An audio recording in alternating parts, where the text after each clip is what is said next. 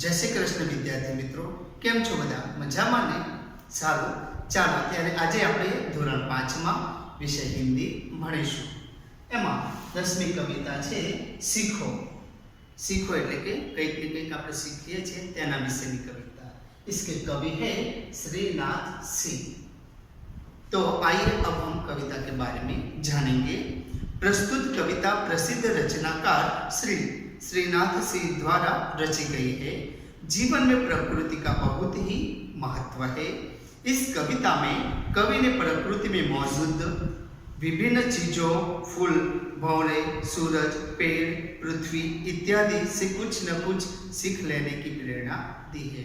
એટલે કે આ બધા તત્વો છે પ્રકૃતિ, તો આ બધા તત્વોની પાસેથી આપણે કંઈક ને કંઈક શીખવા મળે છે। સારું, ચાલો આપણે કવિતા જોઈએ। फूलों से नित हसना सीखो, भंवरों से नित गाना। એટલે કે ફૂલોની પાસેથી હંમેશા આપણે હસતા રહેવાનું શીખવાનું છે અને ભમરાઓની પાસેથી ગીત ગાતા આપણે શીખવાનું છે। तरु की झुकी डालियों से नित सीखो शीश झुकाना। तरु એટલે કે વૃક્ષોની ડાળીઓની પાસેથી આપણે હંમેશા મસ્તક નમાવવાનું શીખવાનું છે। सीख हवा के झोंके से लो कोमल भाव बहाना। हवानी पासेथी आपणे घणुं बधुं शीखवा मळे छे। शुं शीखवा मळे छे? कोमल भाव वहेवानुं शीखवानुं छे। એટલે કે બધાની પાસે આપણે કોમલ ભાવથી વર્તવાનું છે, કઠોર ભાવ આપણે રાખવાનો નથી। दूध तथा पानी से सीखो मिलना और मिलाना। आ बे वस्तु एवी छे, पाणी अने दूध। गमे ते वस्तुनी अंदर नाखीए तो एना रंगे रंगाई जती होय छे। तो आपणे पण गमे तेवी व्यक्ति होय एनी साथे हळीमळीने रहेवानुं छे, एवुं आपणे शीखवा मळे छे। सूरज की किरणों से सीखो जगना और जगाना। એટલે કે સૂરજની કિરણો છે એના પાસેથી આપણને કંઈક શીખવા મળે છે। શું શીખવા મળે છે? કે આપણે જાતે જાગવાનું છે અને બીજા જે સૂતેલા છે એમને પણ જગાડવાના છે। लता और पेड़ों से सीखो सबको गले लगाना। लता એટલે કે વેલા અને વૃક્ષની ડાળી પાસેથી આપણને એવું શીખવા મળે છે કે બધાને આપણે ગળે લગાવીને રાખવા જોઈએ, હળીમળીને રહેવું જોઈએ। જેમ વેલા હોય છે બધાને વીંટળાઈને રહે છે, એવી જ રીતે આપણે બધાએ હળીમળીને રહેવું જોઈએ, એવી શીખ આપણને મળે છે। मछली से सीखो स्वदेश के लिए तड़प कर मरना। माछली पासेथी આપણને એવું શીખવા મળે છે કે જો એને પાણીમાંથી બહાર કાઢી દેવામાં આવે છે તો પોતાનો જીવ પણ તે આપી દે છે। એવી જ રીતે આપણે પણ આપણા દેશ પ્રત્યે એટલો પ્રેમ ભાવ રાખવો જોઈએ, એવી શીખ આપણને માછલી દ્વારા મળે છે। पतझड़ के पेड़ों से सीखो दुख में धीरज धरना। पतझड़ એટલે કે આપણે પાનખર ઋતુ કહીએ છીએ તે।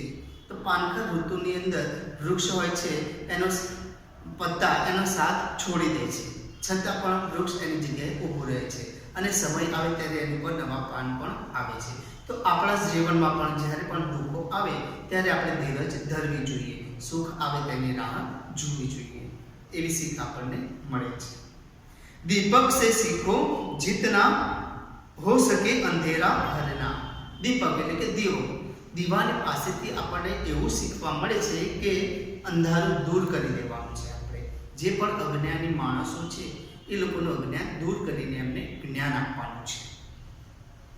પૃથ્વી से सीखो प्राणी की सच्ची सेवा करना।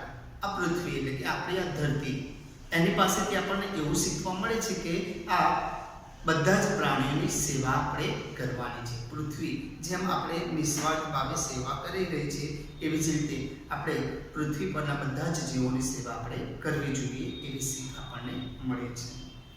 જલધારા से सीखो आगे जीवन पथ में बढ़ना।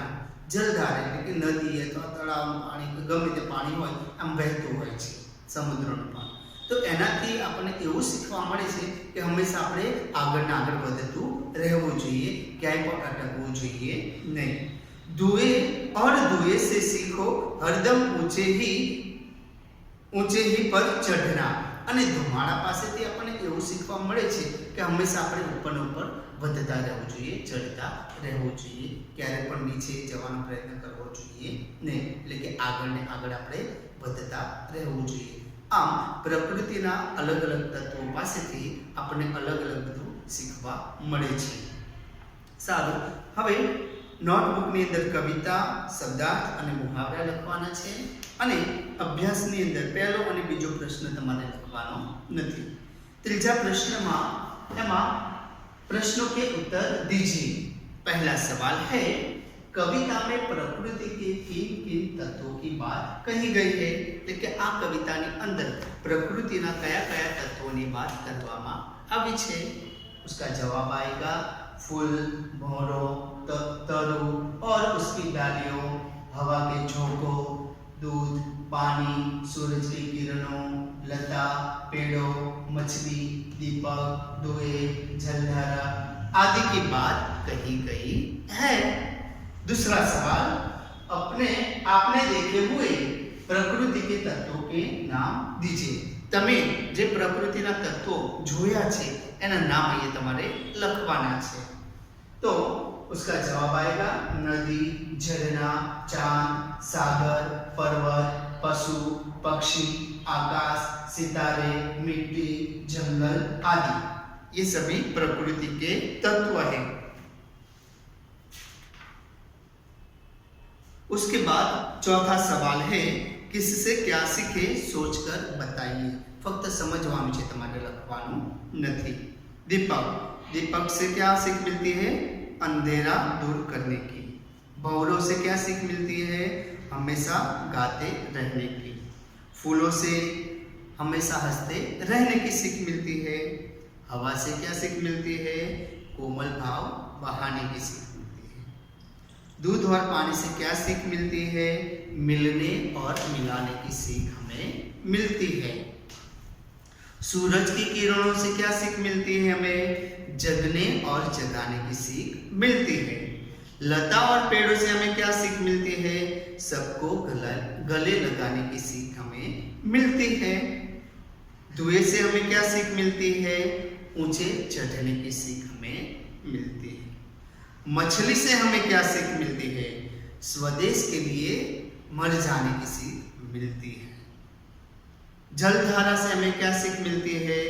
जीवन पथ में आगे बढ़ने की सीख मिलती है. पृथ्वी से हमें क्या सीख मिलती है? प्राणियों की सच्ची सेवा करने की सीख हमें मिलती है. और अंतिम, पतझड़ के पेड़ों से हमें क्या सीख मिलती है? दुख में धीरज धरने की सीख हमें मिलती है. तो आ બધા જ તત્વો પાસેથી આપણે કઈ કઈ सीख મળે છે એ ત્યાં મેં સમજાવ્યું, તમારે લખવાનું નથી. उसके बाद निम्नलिखित वाक्यों को उदाहरण के अनुसार लिखिए और स्वर भार देखिए. फक्त તમારે સમજવાનું છે, બરાબર? એમાં કંઈ લખવાનું નથી. उसके बाद स्वाध्याय. स्वाध्याय में पहला प्रश्न है, सही जोड़ मिलाइए. અહીંયા સામે મેં જવાબ લખી દીધા છે. फूल, तो उसका जवाब आएगा हंसते रहना. जलधारा, जीवन पथ में आगे बढ़ना. तीसरा, मछली, तो उसका जवाब आएगा स्वदेश के लिए तड़प कर मरना. नंबर 4, पृथ्वी, तो उसका जवाब आएगा सेवा करना. 5वां है दुआ, उसका जवाब आएगा उन्नति करना. उसके बाद निम्नलिखित प्रश्नों के उत्तर दीजिए. तो पहला सवाल है, दुख में क्या करना चाहिए? दुख में આપણે શું કરવું જોઈએ? उसका जवाब आएगा दुख में धीरज धरना चाहिए. धीरज रखनी चाहिए, આપણે शांति रखनी चाहिए. दूसरा सवाल, सूरज की किरणों से हमें क्या सीख मिलती है? सूरजની કિરણોથી આપણને શું सीख મળે છે? उसका जवाब आएगा हमें स्वयं जागने और जगाने की सीख मिलती है. કે આપણે પહેલા જાગી જવું જોઈએ અને બીજા જે સુતેલા છે એમને પણ જગાડવાની सीख આપણને સૂરજ પાસેથી મળે છે. तीसरा सवाल, कोमल भाव बहाने की सीख हमें कौन देता है? એટલે કે કોમળ प्रेम भाव बहवानी सीख अपने कोनी पासेथी मळे छे? उसका जवाब आएगा कोमल भाव बहाने की सीख हमें हवा देती है। पांचवा सवाल, अंधेरा कौन दूर करता है? अंधार कौन दूर करे छे? उसका जवाब आएगा दीपक अंधेरा दूर करता है, એટલે કે દીવો અંધારું दूर करे छे। ओके, एना पछीनो प्रश्न छे तमारे लखवानो रहतो નથી। उसके बाद चौथा सवाल, कविता में संज्ञा विशेषण और क्रियापद शब्द ढूंढकर लिखिए। तो संज्ञा में क्या आएगा? फूल, भौरा, पेड़, हवा, दूध, पानी, धुआं, भाव, अंधेरा, ये सभी संज्ञा में आएंगे। विशेषण तो कोमल, ऊंचा, सच्चा, ये सभी विशेषण है। क्रिया तो क्रिया क्या होती है? जे આપણે ક્રિયા કરીએ છીએ હસવાની, બોલવાની, રડવાની, ખાવાની, પીવાની, બધી ક્રિયા આવે। તો गाना, चढ़ना, गले लगाना, बढ़ना, झुकना, मिलना, जागना, ये सभी आदि क्रिया में आएगा। आ फक्त समझवानुं छे, तमारे नोटबुक ની અંદર લખવાનું નથી। ओके, सारू विद्यार्थी मित्रों, बहुत सरस मजानी कविता हती। मने भणाववानी अने तमने भणवानी पण खूब ज मजा आवी हशे। सारू, नोटबुक ની અંદર ફક્ત ને ફક્ત આટલું તમારે બોર્ડ વર્ક મેં કરેલું છે એટલું તમારે લખવાનું રહેશે। બીજું બધું છે તે ફક્ત સમજવાનું છે, લખવાનું નથી। નેક્સ્ટ લેક્ચરમાં ફરીવાર મળીશું, ત્યાં સુધી આવજો।